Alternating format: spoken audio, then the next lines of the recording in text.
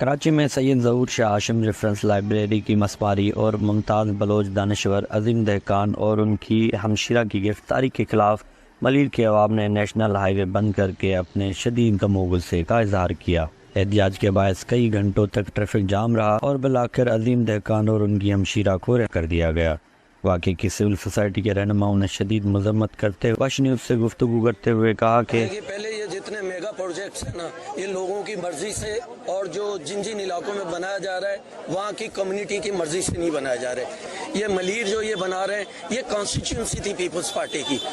Party کی حکومت کہ وہ جب یہ پروجیکٹ بنا رہی تھی تو اپنے ووٹرز کو ہی پوچھ لیتی۔ اس کے خلاف لوگ کھڑے ہو رہے ہیں۔ یہ کہیں پہ بھی اس شہریوں کی جتنے یہ بڑے پروجیکٹس ہیں یہ اینٹی پیپلز ہیں، یہ ماحولیات کو تباہ کرتے ہیں، انڈیجنس لوگوں کی زمینوں پہ قبضہ کر کے بنائے جا رہے ہیں۔ ملیر ہائی وے بھی اس کی ایک مثال ہے۔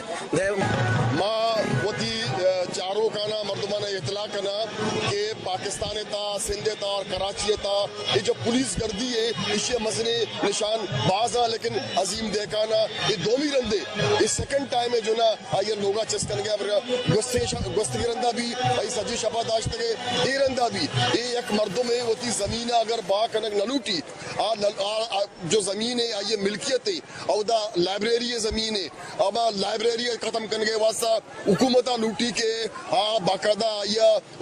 زمینیں اگر ایگریمنٹ میں کام اور لائبریری جاگے منتقل کرنے کی بھی عہدہ منتقل کا، لیکن شرعی کا پیشے کہ حکومت ہوتی پلانہ تبدیل بکا ہوتی نقشہ تبدیل بکا پرچے کے ایک مرد میں اگر زمینہ ندا انہیں پاکستان آئین آئیرہ مجبور نکا۔ ایک ملیر ایکسپریس وے صرف ڈی ایچ ایس سٹی ملانے کے لیے، ملیر ایکسپریس وے بنانے کے لیے، امیروں کے اس میں کرنے کے لیے جس میں موٹر سائیکل بھی نہیں چل سکتی، وہ ایک